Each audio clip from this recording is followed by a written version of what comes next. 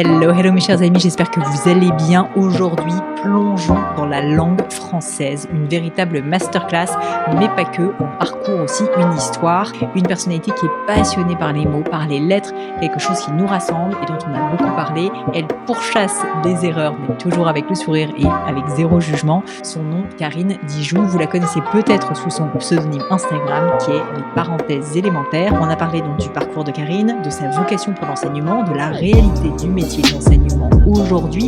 Et oui, il est possible de réussir à se faire respecter en classe, même quand on est une femme et même quand c'est pas facile et qu'on a des personnes en face de nous qui sont pas toujours dans un bon état d'esprit au démarrage en tout cas. Elle nous a également parlé bien sûr de la langue française, de sa passion, de comment elle était née et puis aussi de comment réussir, comme je le disais, à pourchasser quelques erreurs, l'éthique de langage, pourquoi ils apparaissent, comment faire pour s'en débarrasser, etc. Bref, j'ai trouvé que c'était un épisode différent, très intéressant et je vous invite à aller suivre Karine sur les réseaux sociaux. Je suis sûre qu'elle sera ravie et vous apprendrez plein de choses. Mais je ne vous en dis pas plus et laisse place à ma conversation avec Karine Dijoux.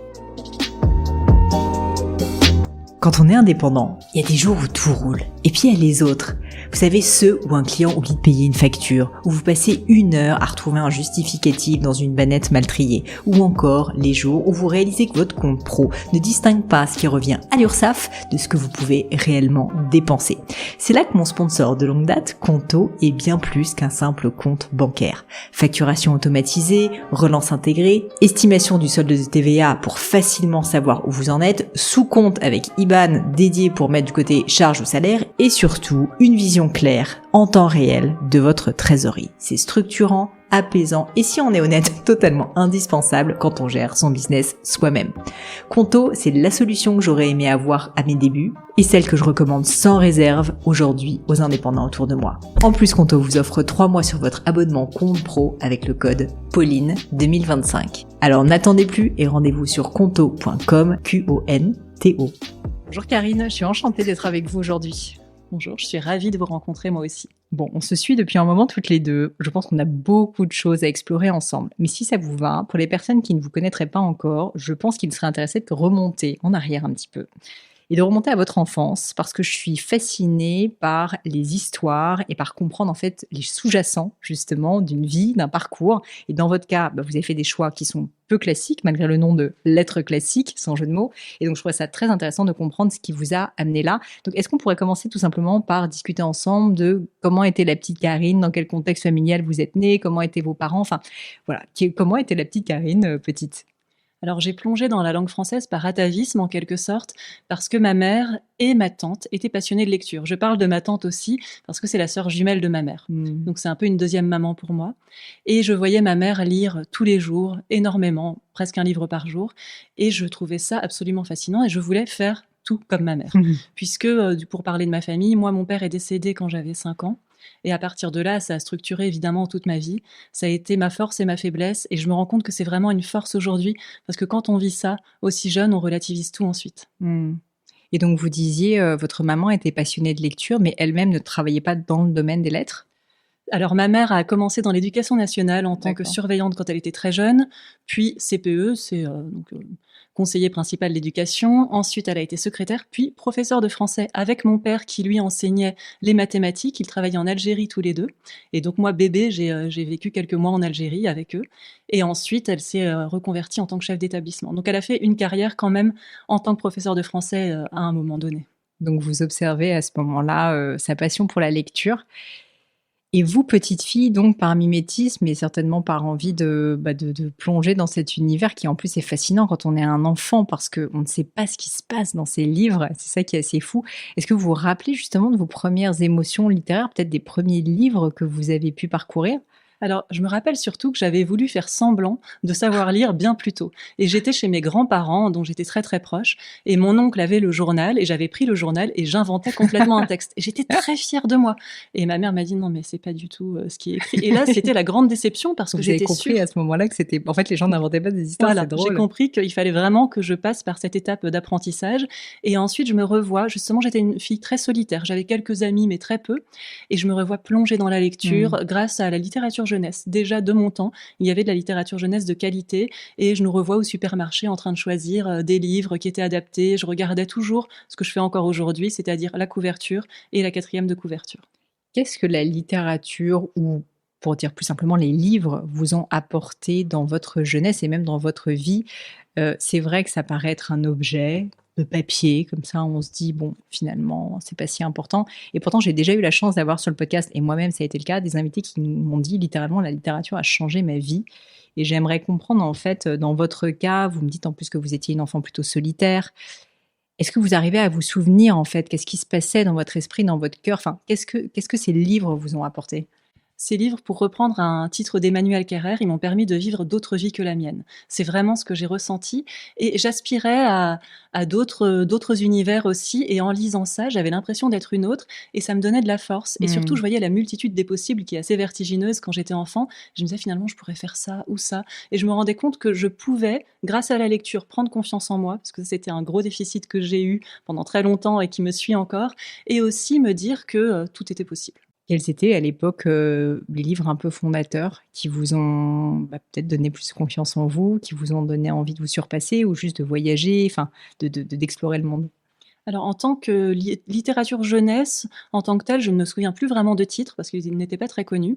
J'ai, quand même lu toute la bibliothèque rose et la bibliothèque verte également, parce que ça faisait partie des livres qu'on trouvait partout en brocante et ils étaient tous à disposition chez C'était moi trop sympa. et j'ai beaucoup aimé. J'aimais l'univers de Oui Oui, par exemple. Je Mmh. trouve que c'est dommage que plus personne ne le lise, les enfants. C'est plus Mmh. du tout un livre qu'on met à leur disposition, alors que je trouve ça absolument passionnant et ensuite, plus tard, c'était plus pendant mes études au collège notamment, où je me revois lire Madame Bovary en 4e Ah. et je revois mon professeur qui m'avait dit, à la suite de mon devoir, qui m'avait dit: «C'est très bien, mais relisez-le plus tard» et c'est plus tard que j'ai pris conscience de Mmh. toute la portée du texte. Très intéressant. Ça, c'est un sujet dont on pourra parler aussi justement, le fait de pouvoir revisiter du classique et moi-même là, c'est drôle, je relisais, Sartre récemment que j'avais lu trop jeune parce que j'étais, je pense, un peu comme vous, passionnée de littérature, donc je dévorais des livres et je réalise maintenant que je les dévorais sincèrement sans les comprendre à beaucoup d'égards et les revisiter, c'est peut-être pour ça que c'est des classiques d'ailleurs, apporte un plaisir fou parce que finalement je les comprends enfin, peut-être pas entièrement encore, mais en tout cas je trouve ça vraiment passionnant. Et je voulais vous demander, Karine, vous choisissez à un moment donné donc de vous orienter, vers l'enseignement. Est-ce que ça a été une vocation assez tôt? C'est quand même un véritable choix de vie, l'enseignement, donc je comprends que vos parents étaient issus justement de cette vocation, mais malgré tout, en fait, c'est quand même, littéralement pour moi une passion en réalité, de transmettre et donc est-ce que vous pouvez me parler un peu de ce cheminement de pensée? Qu'est-ce qui vous a mené à prendre cette décision? En effet, je dis souvent que c'est un sacerdoce et Mmh. le mot est très fort et volontairement choisi. C'est une vocation. Vocation, ça vient du latin voco qui veut dire appeler. Je me suis sentie appelée et je voulais être utile déjà pour les autres, mais surtout, en premier lieu, j'ai pensé à moi. J'avais besoin d'être rassurée. Mmh. Et je reconnais que passer un concours et se dire que j'avais un métier à vie, ça m'a énormément réconfortée. Et ma mère, qui me connaissait bien et qui me conseillait, m'avait dit: «Karine, ça, c'est sûr que l'enseignement, c'est fait pour toi». Mmh. Donc je voulais, voilà, suivre la voie de ma mère, mais aussi suivre la voie de ma professeure de grec ancien en 6e, qui s'appelait Madame Dardonville. Je regrette de n'avoir jamais retrouvé sa trace parce que c'est une femme qui m'a complètement subjuguée et qui m'a donné envie de devenir moi aussi Madame Dardonville. Et alors, qu'est-ce que madame Dardonville faisait qui était aussi, touchant, enfin qui vous a touché au cœur plutôt? Alors, elle était très rigoureuse. Elle était habillée vraiment à l'ancienne, avec des codes très austères, et je trouvais que dès qu'elle faisait du grec ou du français, puisque je l'avais en français aussi, elle s'illuminait. Mais pas l'illuminer complètement folle, hein, puisqu'il y a deux sens dans ce terme. Elle avait les yeux qui brillaient. Elle était là avec ses stylos de couleur. À l'époque, il y avait encore des rétroprojecteurs. Elle encadrait les verbes, elle soulignait les compléments. Et je trouvais ça génial d'avoir cette rigueur qui rassure pour ensuite prendre de la liberté. Et ensuite, elle faisait des blagues, elle avait de l'humour, Mmh. mais tout ça dans un cadre. Et c'est exactement ce que j'ai voulu reproduire ensuite. À l'époque, donc vous orientez, vers les études d'enseignement et tout de suite vers les lettres classiques? Donc tout de suite, vous vous dites latin, grec ou est-ce que vous avez hésité peut-être avec le français, avec d'autres matières? J'ai hésité avec l'allemand parce que D'accord. j'étais très forte en allemand. J'ai commencé en 6e, j'ai fait allemand et grec ancien. Et ce qui me rassurait, c'était d'avoir quelque chose où je pouvais tendre à l'exhaustivité. Si je Mmh. prenais les lettres modernes, je me disais, il y a tellement de Ouais. sujets à aborder que c'est trop vaste. En latin et en grec, il y a énormément de choses, mais mine de rien, il y a beaucoup de textes qui n'ont pas été retrouvés. Donc, c'était un cadre plus restreint pour moi Mmh. et je sentais que mon souci d'exhaustivité allait être davantage accompli. Et puis surtout, comme je voulais faire comme cette enseignante qui était Mmh. professeure de lettres classiques, moi, je voulais faire comme elle. Alors que ma mère, elle, avait fait des études de lettres modernes. Et maintenant, avec le recul, puisque vous êtes passée de l'autre côté de la barrière et que vous êtes enseignante depuis un moment, vous êtes certainement la Madame d'Ardonville de, de pas mal de monde, et notamment via les réseaux sociaux, mais aussi dans une vraie salle de classe. Peut-être quels sont les conseils que vous pourriez donner à des enseignants qui nous écoutent, parce qu'il y en a aussi beaucoup, pour réussir à exprimer leur fort intérieur ou leur personnalité? Parce que ce que j'entends dans ce que vous me dites aussi, Karine, c'est que Madame d'Ardonville, ce qui a fait sa force, c'est qu'elle était elle-même, c'est qu'elle avait cette passion qui l'animait, mais elle a essayé de la transmettre à sa manière à elle. En effet, il faut être soi-même, il faut avoir un cadre très très strict. C'est le conseil que je donne notamment aux profs qui débutent en collège, parce que les élèves, surtout dans les collèges difficiles, et on commence notre carrière dans des collèges difficiles, les élèves n'ont pas de cadre à la maison, ils ont besoin d'un cadre en classe. Donc moi, par exemple, c'est une astuce que ma mère m'avait donnée. Ils sont rangés 2 par 2. Ils me regardent dans les yeux pour entrer dans la classe, et ensuite, ils restent debout. Ils doivent, donc quand ils entrent dans la classe, tous me dire bonjour. S'ils ne me disent pas bonjour, je dis non. J'attends qu'ils me disent bonjour en me regardant dans les yeux. Donc ils sont debout, et ensuite, une fois que le calme est instauré, là, je leur dis bonjour, asseyez-vous. Et quand je fais l'appel, ils doivent répondre présent ou présente, et non pas ouais, je suis là. Ils doivent se tenir droit. Donc il y a cette posture, il y a ce respect mutuel. Et ça, j'insiste tout de suite là-dessus. Je leur dis, moi, je vous respecte, donc vous me respectez aussi. Et ça, ils en ont besoin. Et pourtant, j'ai des élèves qui mesurent 1,90 m pour certains en 3e, qui arrivent en roulant un peu des mécaniques. Mais comme ils se rendent compte qu'il y a ce respect qui est instauré, je leur parle aussi de la justice, parce que j'ai ce sens de la justice qui est très fort en moi. Je leur dis, si jamais vous avez un sentiment d'injustice, je suis là pour vous écouter. Et bien sûr, parfois, je peux me tromper, te dire que tu as parlé alors que ce n'était pas le cas. Et ça les rassure aussi beaucoup. C'est passionnant. C'est passionnant parce que je pense qu'il y a beaucoup d'idées reçues sur le monde de l'éducation, où on se dit qu'à notre époque, les élèves n'en ont plus rien à faire, qu'ils ne sont pas motivés, et ça peut être vrai, mais je pense qu'il y a aussi, je vois un pouvoir de l'enseignant, en fait, qui peut, dans une moindre mesure, dans une certaine mesure, bien sûr, tout n'est pas faisable, mais peut quand même instaurer des règles qui vont être rassurantes. Et ça, c'est quelque chose qui est venu naturellement, notamment à cause de votre maman qui vous a donné ces conseils? Oui, ça, c'est elle qui m'a donné ces règles d'autorité que spontanément, je n'aurais pas mises en place naturellement. Comme beaucoup de collègues qui débutent, on se dit, bon, allez, je vais être sympa, je suis jeune, moi aussi. Et en réalité, il faut surtout pas faire ça. Si on dit à un élève, je vais te mettre un mot, il faut réellement mettre le mot. Si, bien sûr, il est justifié, sauf si on s'était rendu compte qu'il y avait une erreur. Mais cette rigueur-là permet ensuite de se reposer. Moi, je dis souvent, j'assois mon autorité en début d'année et ensuite je peux m'asseoir. Et je suis réellement assise très souvent pendant mes cours. Et parfois, je fais toujours cours à la porte ouverte. Je vois la CPE qui passe ou le chef d'établissement. Je suis assise tranquillement avec la classe comme ça qui est calme. Et alors, ils me disent, ah, mais il y a un contrôle. Je dis, non, non, c'est juste que ça y est, l'autorité a pu s'asseoir. Mais je reconnais que c'est peut-être qu'en débutant, j'étais évidemment pas comme ça. Là, c'est avec une très longue expérience. J'ai commencé à 20 ans l'enseignement. Ouais, c'est fou. C'est fou. Alors, c'est drôle parce que vous disiez précédemment que vous aviez eu parfois des problèmes de confiance en vous. Et c'est vrai que là, quand on vous entend, on se dit, mais c'est fou, Karine, en fait, à cette forme de confiance saine, justement, d'asseoir son autorité. Ça a été un effort pour vous, justement, d'aller dans ce sens-là, parce que quand on est face, je peux imaginer, à des élèves, en plus, qui sont parfois plus grands que nous, qui sont des hommes, enfin, c'est pas évident quand même d'avoir cette force. Et pourtant, j'ai l'impression que c'est, dans votre cas, l'une des clés de succès.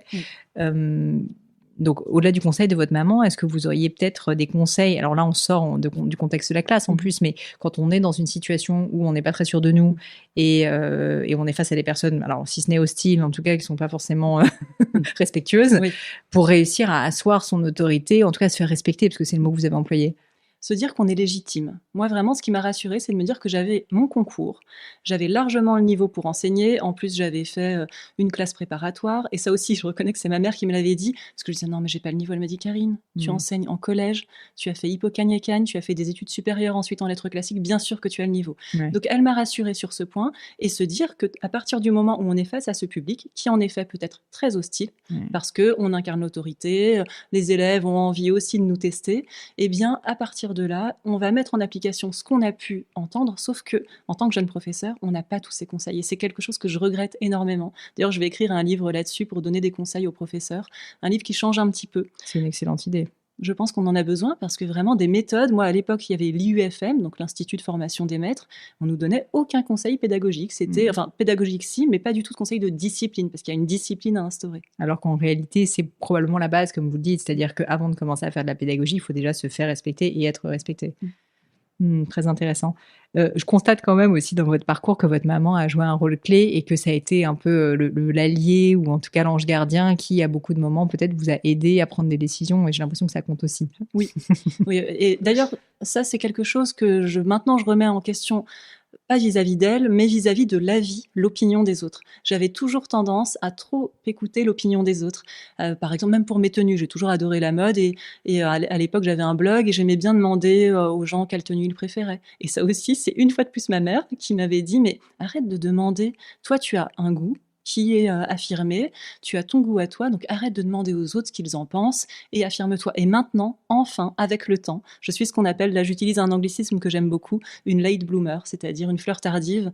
Avec le temps, j'arrive enfin à assumer totalement tous mes choix. Après, je ne fais pas n'importe quoi non plus, mais je m'assume.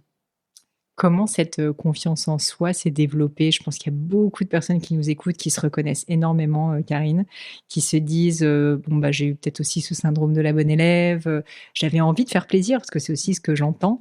C'est ça aussi d'écouter les avis des autres. Comment est-ce que vous vous êtes affranchie de ce regard? Je pense que c'est avec l'expérience et je dois dire que mon compte Instagram a énormément joué. Depuis que j'ai créé ça et que je vois des gens qui m'écrivent et qui me perçoivent comme une référente en matière de langue française, je me sens légitime. Et à partir de là, j'ai pris beaucoup plus de liberté dans mes cours. Avant, j'avais aussi un côté très scolaire, avec les programmes, la pression des programmes, et tout en me disant au fond de moi, ça me saoule vraiment pour parler de manière un peu plus légère. C'est bien qu'on se lâche un petit peu. C'est ça, vraiment, les programmes, je me disais, ce n'est pas le but. Et maintenant, j'ai instauré des choses que j'instaure sur Instagram, le quiz du vendredi, le jeudi, je leur fais écrire un slam, le mardi, on lutte contre l'éthique de langage. Tout ça, c'est quelque chose qui est en filigrane dans tous mes cours et qui fonctionne très bien avec les élèves. Ils sont très heureux d'avoir ça et malgré tout, ils se rendent compte à la fin de l'année qu'ils sont armés pour la suite. Ouais, et puis ça devient beaucoup plus... comment dire, pas opérationnel, c'est pas le terme, mais je veux dire pratique en fait et pragmatique dans l'approche, quoi. C'est pas uniquement justement un cours théorique, c'est comment est-ce qu'on lutte contre l'éthique de langage. Je trouve ça génial. Alors justement, vous m'avez lancé une belle perche. Je voulais vous demander comment vous étiez lancé, donc d'abord dans une parenthèse de mode et ensuite dans les parenthèses élémentaires, c'est-à-dire en fait dans le monde alternatif au monde de l'enseignement, qui est celui du partage. En fait, au final, je pense qu'il y a plus de similitudes que ce que les gens pensent parce que ça reste de la transmission, mais d'une manière complètement différente et beaucoup plus libre, effectivement, en tant que créatrice de contenu. Donc, ma question, en d'autres termes, c'est comment est-ce que vous êtes devenue créatrice de contenu ? J'ai commencé très tôt, en 2011, avec un blog mode, parce que j'avais une amie avec qui je faisais du troc de vêtements. Je l'avais trouvée sur un site, sur un forum mode, et elle avait lancé son blog. Et puis au bout d'un moment, je me suis dit, pourquoi pas créer mon blog moi aussi ? Et à partir de là, j'ai vu que ça marchait bien. J'ai vu que je pouvais parler de tous mes sujets futiles, donc la mode, la beauté, les bijoux. Et je n'osais pas aborder en revanche la littérature. Et les rares fois où je parlais de livres, je voyais que ça ne prenait pas trop parce que ce n'était pas le thème. Il fallait que j'ai une ligne éditoriale. Blog. Voilà, c'est ça. J'ai une question pour vous. Est-ce qu'à l'époque, vous étiez donc passionné de mode en plus de la littérature et puis des lettres classiques de manière générale ?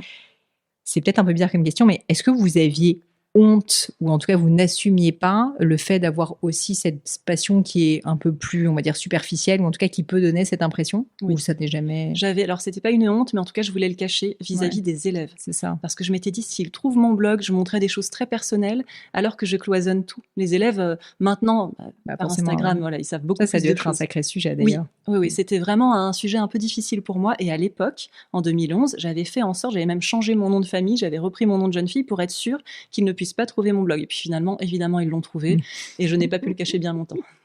Et donc, ça a été libérateur pour vous, finalement, d'être assumé entièrement tel que vous étiez ?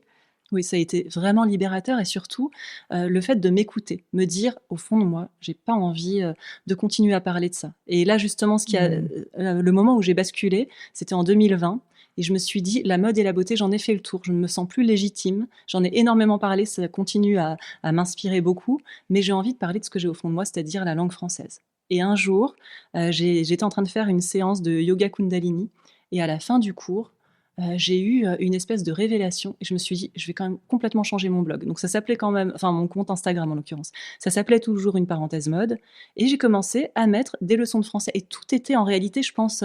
dans ma tête. Oui, tout était dans ma tête puisque déjà, j'avais tout mon programme qui était prêt. Et donc, vous vous lancez en vous disant, avec cette vision, quoi, concrètement, je vais arrêter de parler de mode, je vais parler de langue française.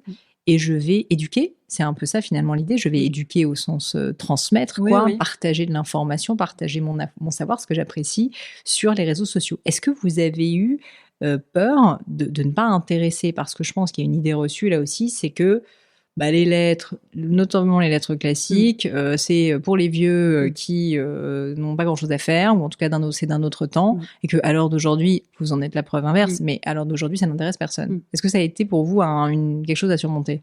Je me suis lancée, de toute façon, mon compte Instagram qui parlait de mode ne fonctionnait pas. Je n'arrivais pas à le faire, à avoir des abonnés. C'est intéressant ce paradoxe quand même. C'est finalement parler de lettres classiques et d'orthographe et de littérature qui vous a fait émerger versus la mode où on penserait que tout le monde s'y intéresse. Oui, absolument. Là, j'étais complètement bloquée. Et d'ailleurs, je veux parler d'un point aussi. J'avais écrit un article sur mon blog que ça y est, maintenant j'ai clos, donc je vais en parler ici.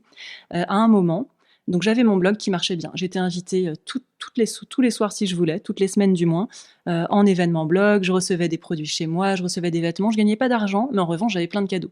Et sur le coup, j'étais très heureuse. Sauf que rapidement, j'ai commencé à crouler sous les colis, à me dire mais cette crème, mais je veux pas l'utiliser. J'ai la peau réactive et puis après j'avais en effet des boutons parce que j'utilisais trop de produits. Donc finalement, j'ai commencé à m'en lasser.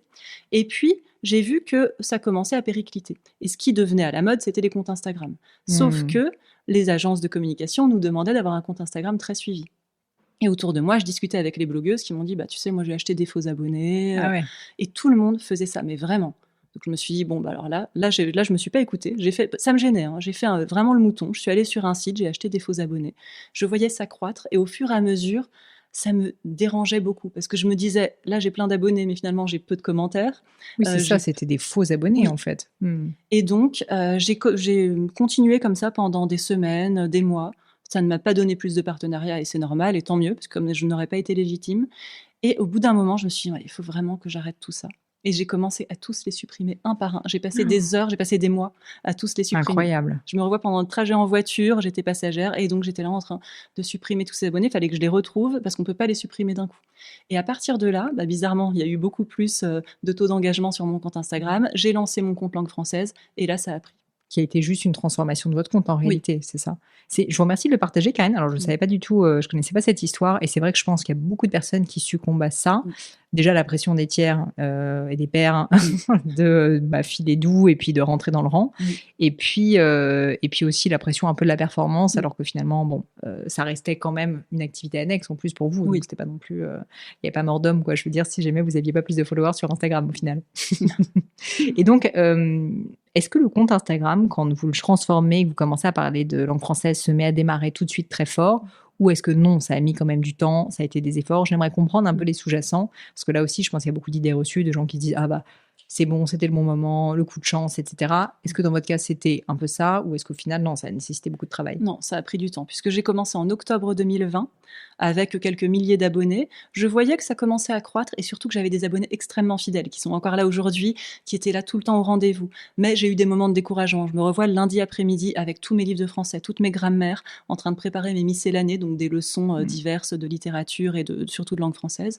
Je me disais, mais pourquoi est-ce que je suis en train de faire ça, de m'infliger ça? C'était le jour où je travaillais pas. Et pendant 2 ou 3 heures, je préparais ma leçon. Maintenant, c'est beaucoup plus rapide parce que j'ai l'habitude. Mais je me disais, pourquoi est-ce que je fais ça? Et finalement, il a pris seulement en février 2023. Donc, je suis passée, pendant des années, j'ai stagné autour de 20 000, puis 30 000 abonnés. Je me souviens, le 17 février 2023, j'étais passée à 35 000 abonnés et j'étais très fière. Je me suis dit, j'ai passé le palier des 30 000, ça y est, ça se débloque un peu. Mais je stagnais. Et pourtant, il y avait par exemple Laurent Ruquier qui me suit depuis très longtemps, qui parlait de moi régulièrement. Donc là, j'avais des centaines d'abonnés, mais ça restait quand même, j'avais un plateau. Donc je me disais, j'aurais pas d'audience plus large. Et finalement, j'ai eu l'idée de faire des Reels, donc des vidéos courtes, et de me montrer, parce que c'était un compte très désincarné. Et ce qui ne fonctionnait pas aussi, c'était le moment où j'étais dans l'entre-deux, c'est-à-dire que j'avais pas osé me lancer complètement en langue française. Je continuais à publier des looks le mardi et le vendredi, et les gens ne s'y retrouvaient pas. Oui, donc il y avait une incompréhension en fait du contenu. Et les gens se désabonnaient quand ils voyaient des looks apparaître. Donc il y avait mes abonnés qui me suivaient du temps de mon blog qui étaient contentes, mais les autres qui disaient non, moi je veux un compte langue française. Donc à un moment, je me suis dit, je vais ne faire que ça. Et j'ai fait des vidéos. Et là, l'algorithme d'Instagram a commencé à montrer notamment une vidéo sur les pléonasmes. Et puis, en un mois, je suis passée de 35 000 à 94 000 abonnés. Incroyable. Avec une vidéo notamment. Oui, c'est ça. Comme quoi, Trouver le bon contenu, ça fait toute la différence. J'allais vous demander justement quels étaient les quelques conseils quand même que vous pourriez donner à des personnes qui nous écoutent parce que vous l'avez vécu. Et je trouve que ce qui est très fort dans votre histoire, c'est déjà il y a un changement d'angle total quand même entre la mode et entre la langue française. Et en plus, j'adore cette idée de dire que aujourd'hui, on dit qu'Instagram, c'est impossible de gagner des followers, c'est très difficile et c'est vrai que c'est difficile, mais vous êtes le symbole même du fait que c'est possible. Vous le montrez, vous le prouvez, et notamment dans un domaine où on penserait, franchement, par essence, que c'est particulièrement dur. Donc, je trouve ça très intéressant. Et donc, pour vous, si vous deviez prendre un petit peu de recul et donner des conseils à des personnes qui nous écoutent, vous savez, il y a beaucoup de créateurs de marques, justement, qui nous écoutent, par exemple, qui galèrent honnêtement à l'idée de créer des contenus. J'entends quand même l'incarnation, ça a fait la différence. Vous pensez que ça a été l'un des facteurs clés de succès ? Moi, c'est ça qui a tout changé. J'allais dire, premier conseil, incarner son compte. Et je vois aussi beaucoup de comptes qui évoluent. Par exemple, des comptes qui parlent de littérature, qui au début ne montraient que des livres, juste la main qui ouvre un livre et qui au fur et à mesure se montrent de plus en plus. Et leur compte est en pleine croissance parce que on a besoin de voir qui est derrière le compte. Montrer les coulisses aussi, ça les gens aiment beaucoup, notamment en stories. Différencier les stories des publications. En stories, on peut être beaucoup plus libre et beaucoup plus léger. Et être rigoureux, avoir un rythme de publication qui soit toujours le même. Donc moi je suis rigoureuse à l'extrême, c'est-à-dire que je publie presque tous les jours. Je me fais une pause le samedi et encore, pas tout le temps. Et au moins peut-être 2 fois par semaine, qui est toujours que les abonnés puissent avoir un rendez-vous fixe. Oui, c'est ça, avec des rituels en plus, parce que comme vous disiez, le quiz du vendredi, etc., c'est-à-dire des moments en fait qu'on attend avec impatience. Ça aussi, j'imagine que ça fait partie du succès. L'incarnation, et puis j'ai l'impression le fait d'assumer votre verticale, qui est la langue française.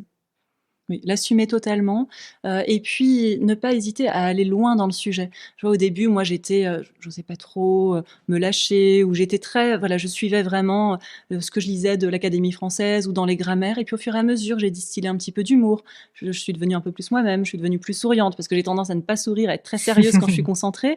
Et ça d'ailleurs, les abonnés me disent « ce serait bien un petit sourire ». Alors c'est le genre de remarque, un peu pénible, mais au fond je comprends, parce qu'en plus avec la vidéo, la caméra, on a tendance à paraître encore plus strict qu'on ne l'est. Donc ça, ce sont des petites astuces à avoir, et c'est vrai que tout de suite un sourire c'est contagieux, et on est plus avenante en souriant, en tout cas moi.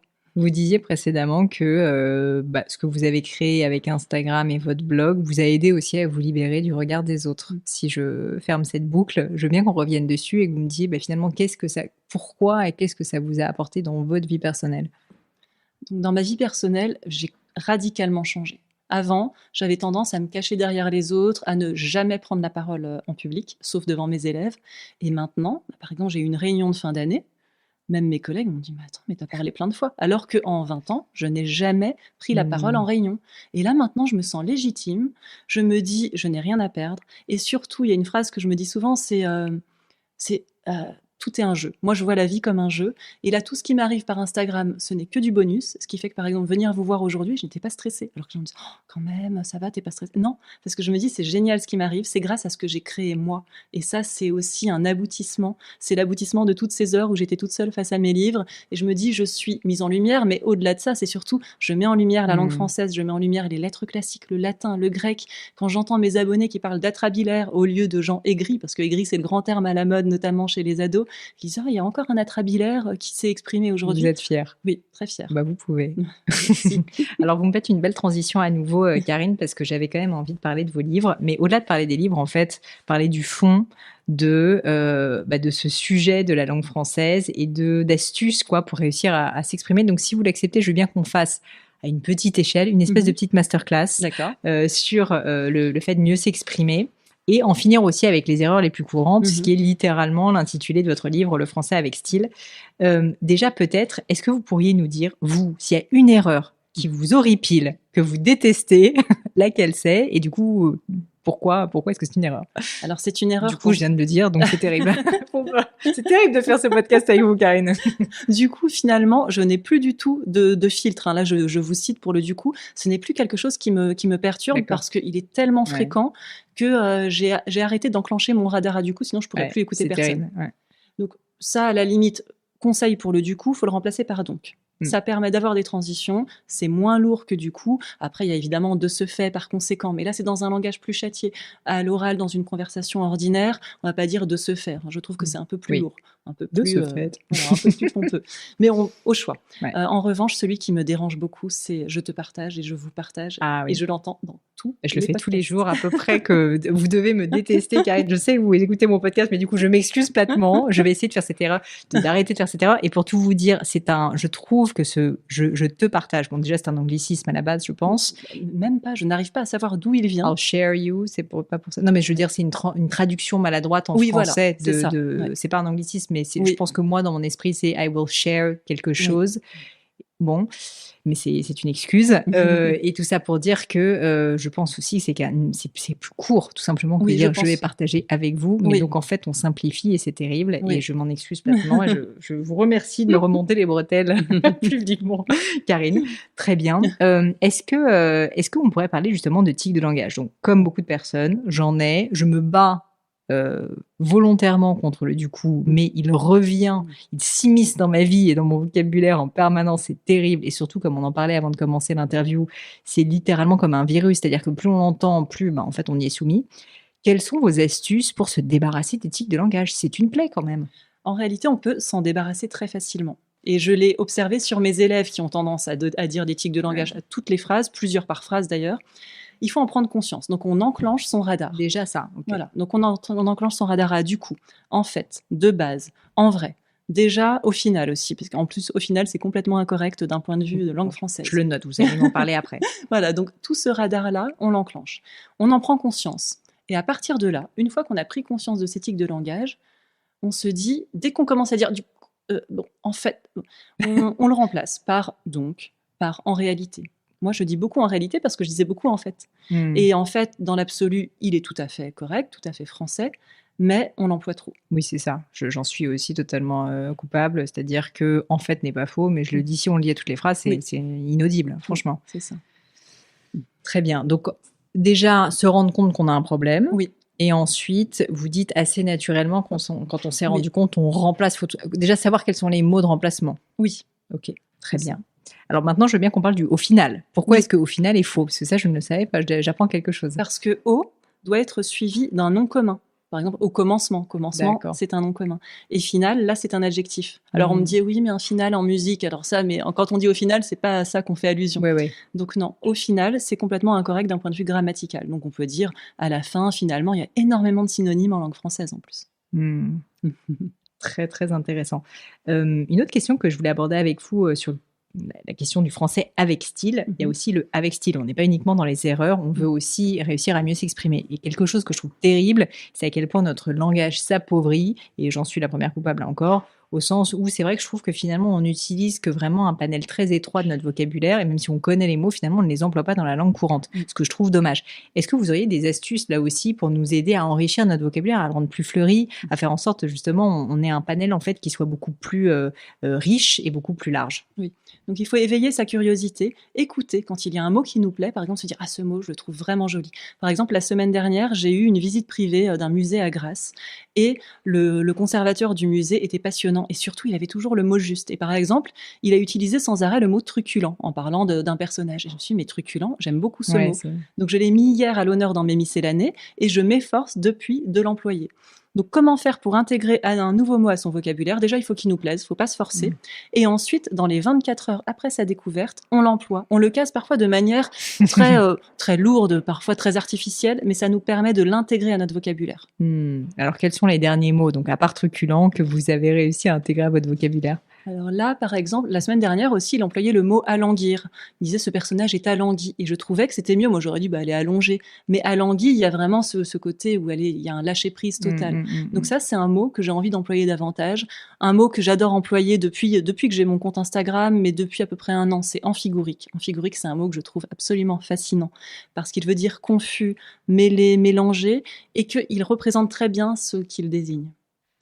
Totalement. J'adore d'ailleurs le fait, je ne sais pas s'il y a un terme pour l'exprimer, quand un mot, enfin le sens du mot et sa phonétique s'assemblent et font un tout. Et c'est vrai qu'il y a un certain nombre de mots comme ça où on sent qu'ils ont été pensés littéralement pour que le son, en fait, dise le propos, quoi. Et donc ça, je trouve ça très, très intéressant. Encore des petites questions quand même sur le vocabulaire et sur cette masterclass. peut-être sur les erreurs les plus fréquentes. Alors, pas forcément sur des tics, même si je sais que c'est quelque chose de fréquent, mais voilà, des erreurs de français que vous observez beaucoup, peut-être que vous vous amusez d'ailleurs à corriger avec vos élèves ou sur votre compte Instagram. Par exemple, malgré que. La semaine oui. dernière, j'étais avec des créatrices de contenu. Il y en a une qui m'a dit j'étais un peu vexée parce que j'ai une abonnée qui m'a dit que je faisais des fautes de français, et notamment malgré que. Et là, j'étais un peu confuse parce que moi, je ne reprends jamais personne, sauf mes élèves ou sauf quand on me le demande. Je vous remercie d'ailleurs de ne pas le faire avec moi. Vraiment, jamais je n'oserais parce que je trouve que c'est un manque de savoir-vivre que de reprendre les autres. Et là, je lui ai expliqué, je lui ai dit oui, malgré que, on peut le trouver dans une formule très figée, malgré que j'en ai, qui est une formule très ancienne qu'on peut voir chez des auteurs. En revanche, malgré que, suivi d'un verbe, n'existe pas. C'est bien que je sois en retard, je suis ravie d'être là, par exemple. Ou alors, malgré, plus non commun. Malgré mes efforts, je n'ai toujours pas réussi à progresser. Vous voyez, finalement, c'est simple. Et là, j'ai vu, elle m'en a pas du tout voulu de lui avoir expliqué ça. Au contraire, elle a compris. Et là, elle s'est dit, en effet, c'était une erreur récurrente. Apparemment, personne ne lui avait jamais fait la remarque.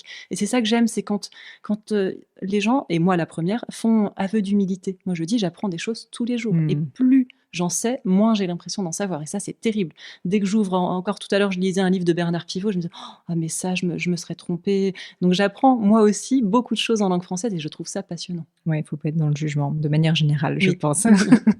C'est drôle parce que je voulais vous parler du sujet de la langue française et quand je vous entends parler, je sens à quel point vous êtes passionné. Mais je voulais comprendre, au fond, même si on a parlé du début de votre parcours, mais pourquoi ce combat, parce que c'est littéralement ça, pourquoi ce combat pour promouvoir la langue française, pour la faire aussi être respectée, admirée, mieux comprise? Qu'est-ce qui vous habite? En quoi est-ce que ça vous touche? Alors déjà, j'ai une passion pour les mots. Moi, mon moteur premier, ce sont les mots, plus que la grammaire. Je reconnais que la grammaire, je m'y suis mise tardivement. J'en faisais notamment quand j'apprenais le grec et l'allemand, parce que ça permet d'avoir une rigueur et un cadre. Mais j'ai un peu de mal avec la grammaire, parce qu'en plus, les termes grammaticaux changent souvent, ou alors les classifications grammaticales. Et donc, ça fait que je suis un petit peu déstabilisée. En revanche, les mots et le pouvoir des mots, je trouve ça absolument formidable. Formidable au sens étymologique du terme, d'ailleurs, qui peut faire peur, parce qu'il y a des mots aussi qui peuvent blesser à jamais. Donc, savoir les manier, les maîtriser, et surtout, la langue française, c'est ce qui est fédérateur. C'est ça qui nous unit, bien plus que l'attachement à un pays, c'est l'attachement à une langue. Donc la langue française, c'est ça qui va nous relier. Et moi, j'aime bien voir aussi les gens qui sont abonnés à mon compte Instagram, ils ne sont pas uniquement de l'hexagone en tant que tel, ils sont vraiment de la francophonie. Et ça, je trouve ça absolument génial. Donc avoir les mots aussi pour exprimer ses émotions. Parce que, pour prendre l'exemple des élèves, c'est ceux que je connais le mieux, les élèves qui ont plus de colère, qui sont le plus violent, c'est qu'ils n'arrivent pas à exprimer leurs émotions autrement. Donc ça s'exprime par les gestes. Ils ont envie de taper. C'est comme un enfant, avant de parler, il a tendance à s'énerver, à pleurer, parce qu'il n'arrive pas à exprimer ses émotions. Et à partir du moment où on a les mots, et les mots en plus qui permettent d'affiner sa pensée et de l'exprimer avec précision, à partir de là, ça permet d'être apaisé finalement. J'ai presque l'impression que vous nous dites que maîtriser mieux les mots nous permet d'avoir plus de contrôle et aussi plus de liberté. Oui. La liberté de s'exprimer, de ne pas être soumis à ses propres émotions, parce qu'en fait, on arrive à exprimer, par exemple, sa colère différemment ou sa frustration différemment. Et donc, ce que vous proposez, et c'est pour ça que la boucle est bouclée aussi avec votre casquette d'enseignante, c'est que la maîtrise des mots est un outil littéralement pour que ces élèves se sentent mieux aussi dans leur vie, quoi. C'est pas uniquement un snobisme, parce que je pense que c'est ça finalement ce que les gens peuvent se dire.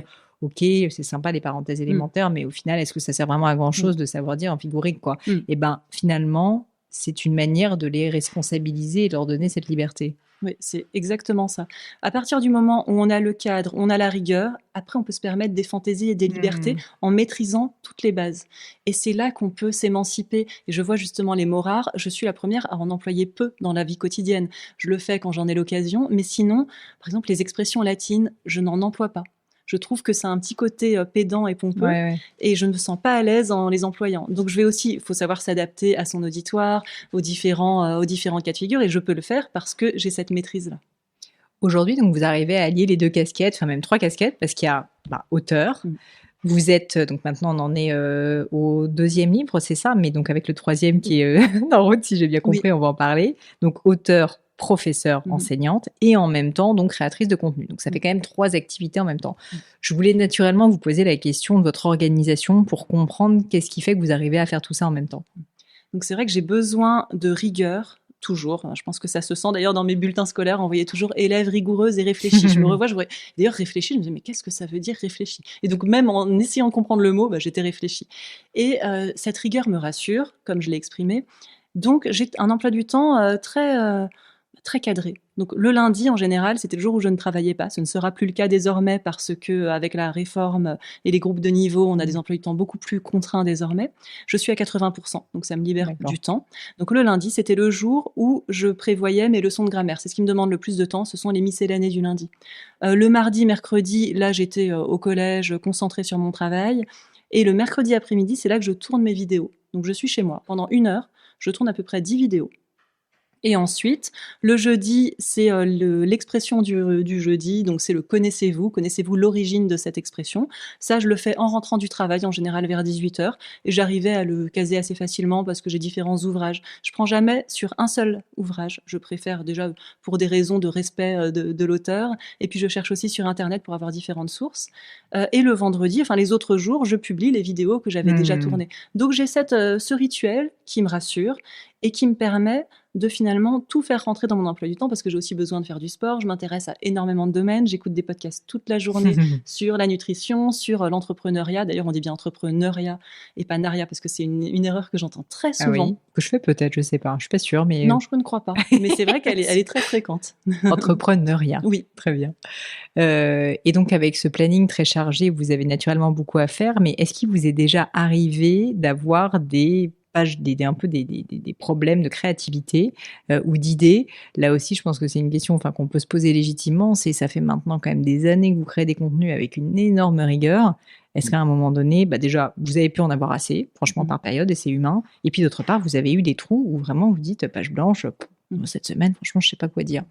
Non, c'est le contraire. J'ai une imagination débordante. Et là, c'est même pas le fait d'imaginer, c'est le fait de créer à partir du contenu langue française. Et c'est foisonnant.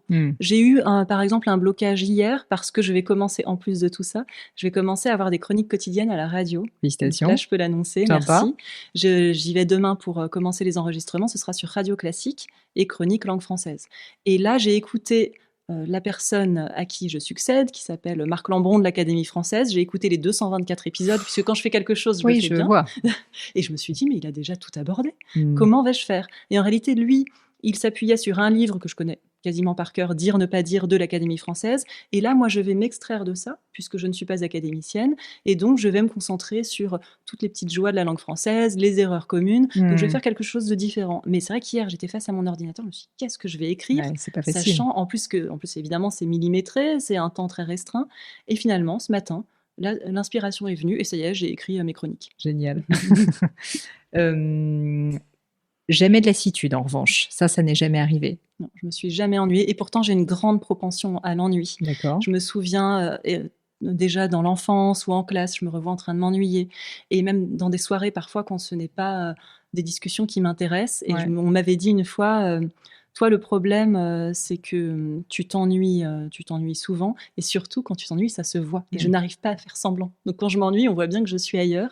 Et ça aussi, c'est une astuce que je pourrais donner aux professeurs.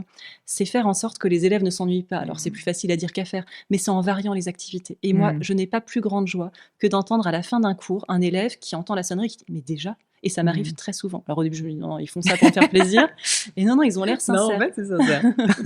Surtout, toujours pareil, sur des sujets de langue française. Oui.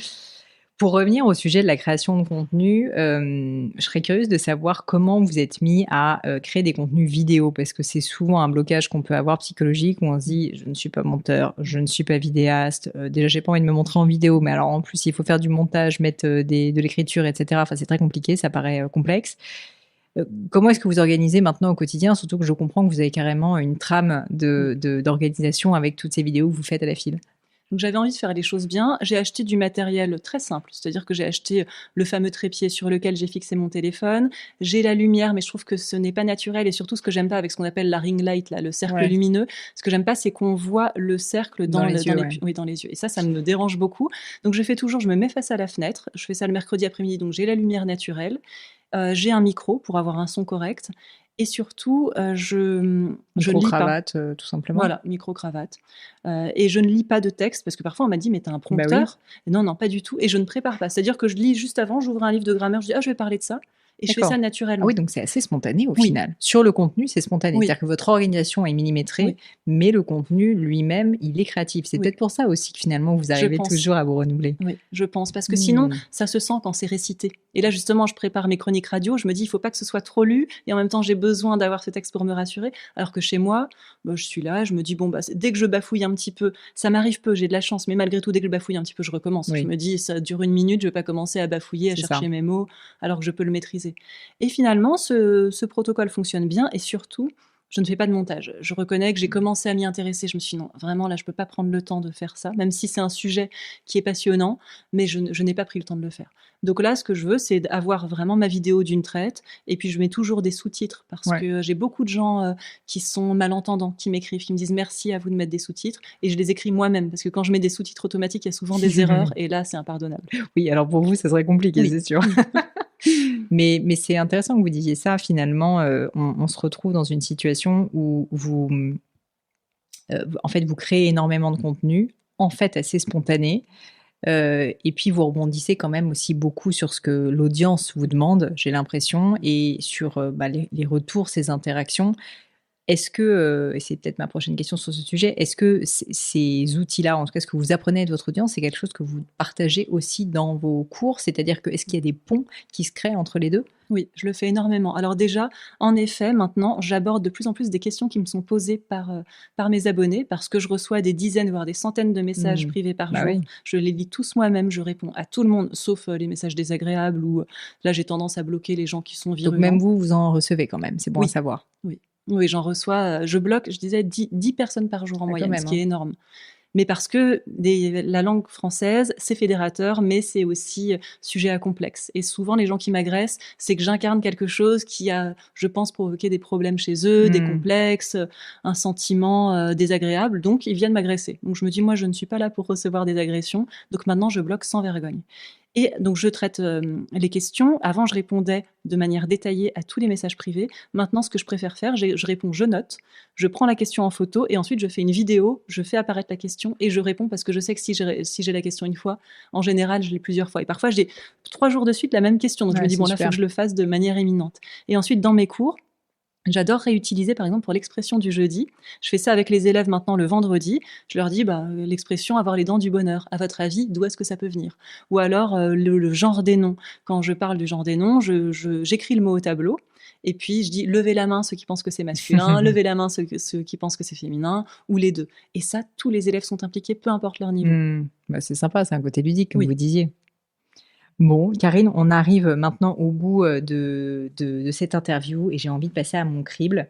Donc, avant qu'on revienne en toute fin sur vos livres, la première question de ce crible, c'est est-ce que vous auriez vécu dans votre vie un grand échec? Un grand échec qui est un peu votre plus bel échec, celui dont vous vous rappelez avec presque un peu d'attendrissement parce qu'il vous a appris quelque chose d'important.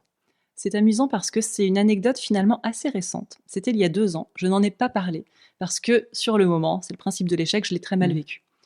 Il y a 2 ans, j'ai été contactée par Laurent Romeshko, qui est un abonné fidèle de mon compte, et qui m'a appelée. Je sentais qu'il y avait une urgence. J'étais en vacances en Provence à ce moment-là, je réponds, et il me dit que l'équipe des chiffres et des lettres va changer et qu'il cherche une nouvelle personne pour s'occuper des lettres dans les chiffres et des lettres. Et là, je me dis, mais c'est incroyable. En plus, moi, mon père regardait cette émission. Je me suis dit, c'est un signe, c'est forcément qu'on veut vraiment que ce soit moi.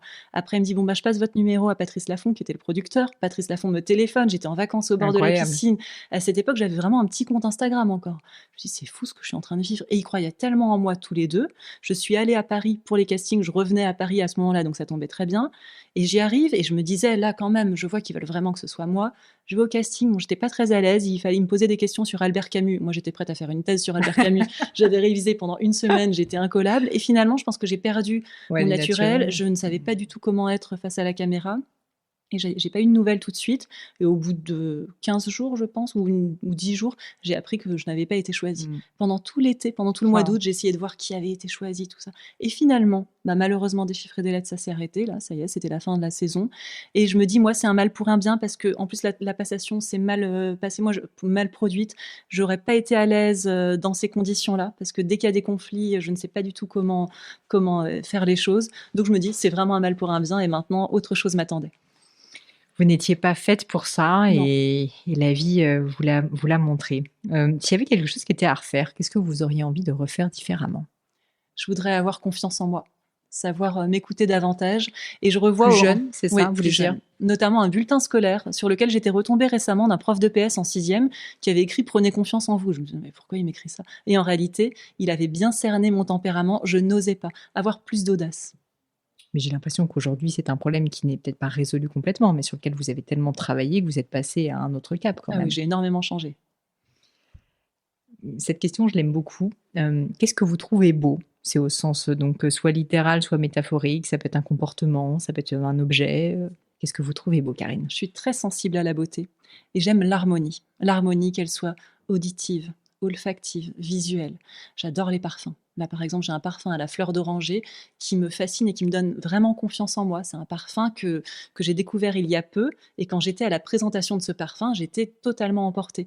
Et visuel, c'est par exemple une harmonie de couleurs. Quand je vois un dégradé de vert sur un arbre, je peux être complètement fascinée et le regarder pendant des minutes de contemplation. Donc vous êtes sensible à la beauté de manière générale. Oui. Alors je suis obligée de poser la question corollaire. À l'inverse, qu'est-ce qui vous irrite? Qu'est-ce que vous trouvez laid? Qu'est-ce que vous n'aimez pas observer autour de vous? Je n'ai pas parlé du côté auditif. J'aime l'harmonie auditive, mais surtout, je suis misophone. Misophone, ça veut dire qu'il déteste les bruits, mais pas n'importe quel bruit. Je déteste les bruits, notamment de mastication. Ça peut me rendre Ah. hystérique, mais vraiment. Alors pourtant, je suis très calme. Quand il y a quelqu'un à côté de moi qui mâche un sandwich, je pourrais avoir envie de taper alors que je n'ai jamais tapé personne. C'est plus fort que moi et j'ai entendu récemment, c'est un trouble presque neurologique, d'après ce que j'ai entendu dans un podcast qui expliquait ça. Et il y a quelques personnes de la population qui sont touchées, notamment les hypersensibles. Hmm. Quelqu'un même qui mange un paquet de chips à côté de moi, mais ça me rend, c'est épidermique. Vous pensez vous-même être hypersensible? Oui, moi je le suis à 100%. Et c'est quelque chose que vous avez compris tôt dans votre vie ou c'est arrivé tardivement? C'est vrai que finalement, c'est en corrélation avec tout ce changement de vie en 2020. J'ai lu un livre qui s'appelait L'hypersensibilité pour les nuls de Saverio Tomasella.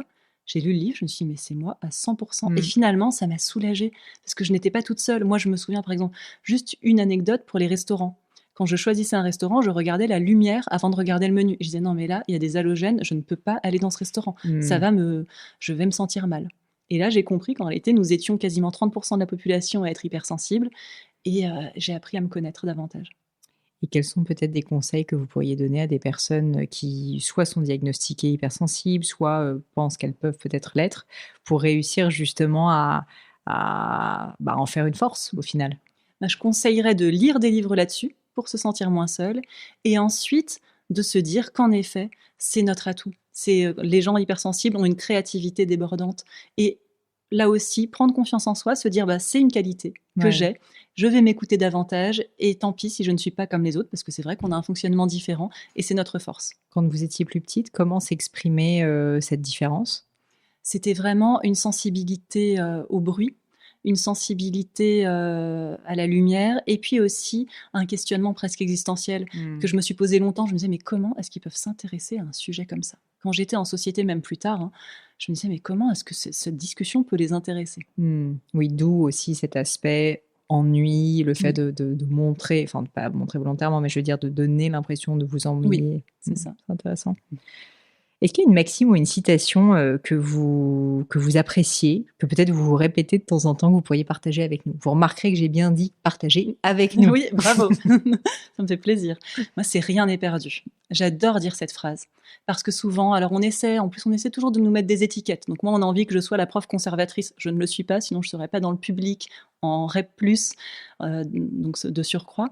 Mais quand on me dit l'orthographe, tout se perd, non, rien n'est perdu. Quand je vois mes élèves en grande difficulté qui adoptent des mots nouveaux, qui écrivent des slams hyper créatifs avec moi, qui se lancent dans la poésie, je me dis non, on peut vraiment complètement repartir de zéro, repartir avec enthousiasme et apprendre à tout âge. Et qu'est-ce qui fait la différence? Comment est-ce qu'on fait pour remotiver des personnes qui ont perdu un peu espoir, franchement? Il faut les rassurer, leur dire qu'en réalité, ce n'est pas si difficile. Il y a des règles.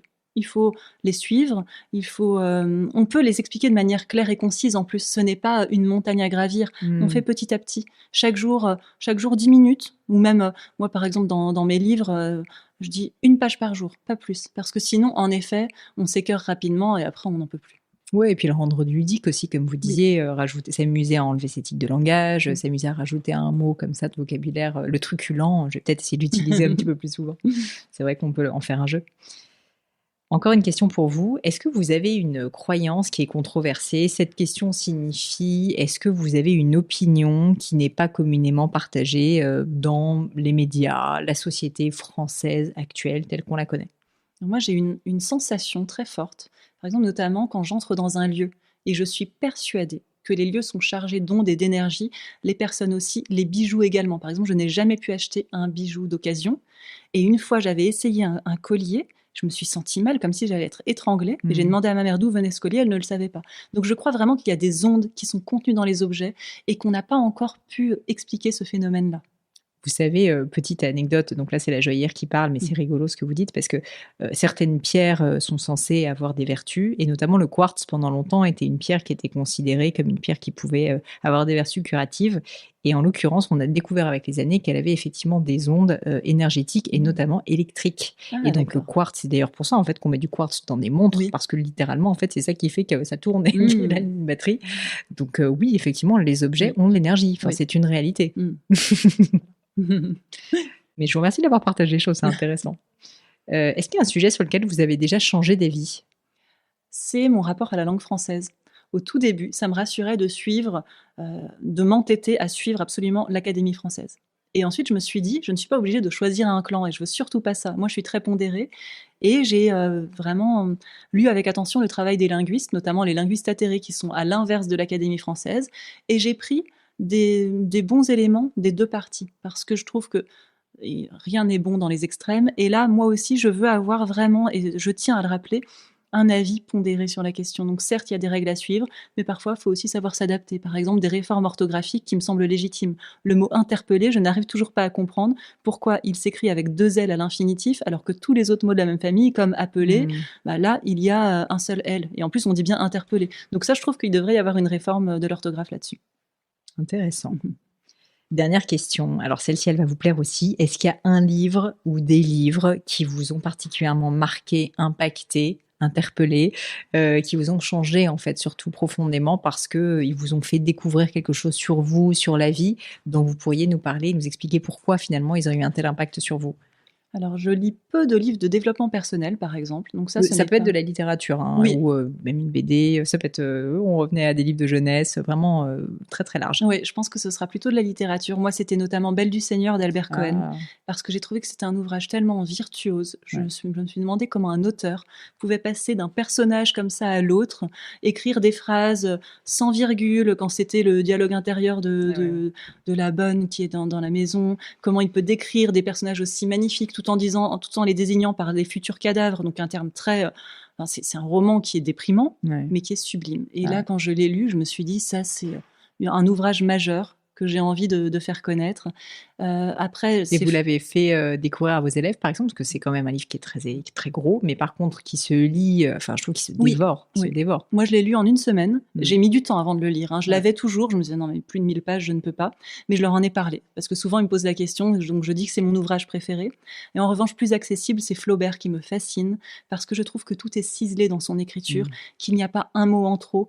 Et quand on parle du fameux gueuloir de Flaubert, on le comprend parce que quand on lit Flaubert, on se rend compte à quel point tout a été recherché, à quel point la langue française peut être sublime. Est-ce que pour les personnes qui nous écoutent, qui ne connaissent pas le gueuloir, vous pouvez expliquer ce que c'est? Bah, Flaubert, quand il écrivait ses brouillons, il s'entraînait, il allait dans une pièce spécifique et il lisait à haute voix pour voir comment ces Mmh. mots ressortaient. Et d'ailleurs, même moi, parfois, quand j'écris du temps de mon blog, j'écrivais des articles, j'aimais bien les lire à haute voix parce que je me rendais compte que finalement, il y avait des tournures de phrases qui n'allaient pas. Exactement et puis la mémorisation est bien supérieure aussi quand on Mm. a une forme de musique, en fait, dans la langue et ce qui est complètement le cas de Flaubert avec, bah, ce système du gueuloir. Je vous remercie 1000 fois. Bon, un ouvrage quand même chez Flaubert en particulier, c'est du coup Emma Bovary, enfin Madame Bovary? Non, moi, c'est Un cœur simple. Ah d'accord. C'est l'ouvrage que j'ai le plus lu de toute ma vie. J'ai dû le lire à peu près 50 fois. C'est une courte nouvelle où tout est dit. C'est une vie en quelques pages sublime. Félicité, c'est ça, Oui, hein? félicité. Karine, je vous remercie 1000 fois. Alors, pour les personnes qui nous écoutent, qui auraient envie d'en savoir plus, qui ont envie, bah, de continuer justement à mieux s'exprimer, réussir à se défaire enfin de ces tics de langage atroces comme les, au final, que je cite tout le temps, les, en eff enfin tous ces tics de langage, bah, du coup, déjà, on commence par ne pas dire du coup, je viens de le faire, mais au moins j'en ai conscience. On se contente d'aller regarder donc Le français avec style, qui est, je crois, quand même le livre pour moi référence, parce qu'il a même des exercices. Donc ça, c'est vrai que c'est hyper sympa. C'est très, très, très pédagogique, je trouve. Enfin, franchement, il est hyper accessible réellement, et j'imagine que c'était l'intention derrière, en fait, de rendre la langue française accessible. Et puis alors ensuite, celui-ci, pour tout vous dire, je ne l'ai pas lu, Le cahier des amoureux de la langue française. Vous pouvez m'en dire 2 mots dessus pour les personnes qui nous écoutent? Donc c'est un cahier d'activités pour les adultes, mais également pour les jeunes qui maîtrisent bien la langue française à partir de 13-14 ans. J'ai testé sur mes élèves certains exercices, ça marche très bien. Et ce que j'aime, c'est que c'est ce côté ludique, évidemment, par définition. Et puis, il y en a pour tous les goûts. Donc là, je conseille une ou deux pages par jour, et je reçois tous les jours des messages de mes abonnés qui attendent un deuxième cahier. Donc ce n'est pas le prochain ouvrage qui sortira, j'en ai un autre, là, si je peux en parler. Allez-y. Qui va s'appeler Miscellanée, ou l'élégance de la langue française, ça, c'est sympa, qui paraîtra aux éditions Le Robert, et c'est un beau livre incarné où il y a des photos également, et j'y tiens beaucoup parce que c'est une pérégrination où je fais part de mes joies quand je découvre des mots nouveaux, où je redonne des petits conseils pour bien s'exprimer en public, par exemple, pour ne plus être stressé quand on arrive dans une conversation ou dans une soirée et qu'on ne connaît personne. Donc c'est un ouvrage où j'ai mis beaucoup de cœur et qui sortira le 10 octobre aux éditions Le Robert. Eh bien, écoutez, j'ai hâte de le découvrir. Ça va beaucoup me plaire parce que j'adore les miscellanées.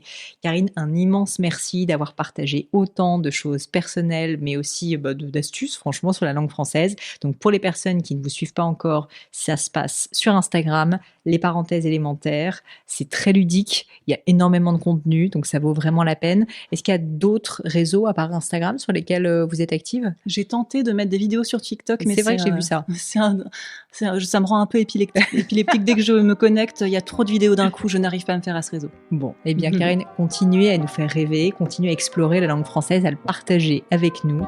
Je trouve que c'est merveilleux de voir que, en fait, qu'il y a des choses effectivement qui ne se perdent pas, qui continuent à vivre et à évoluer. Et je trouve que c'est ça finalement qui compte. C'est qu'on ne stagne pas dans un passé, que vous êtes en train de nous montrer que la langue française, elle est vivante et que vous êtes en train de la rendre vivante. Donc je vous remercie 1000 fois pour votre temps. Merci.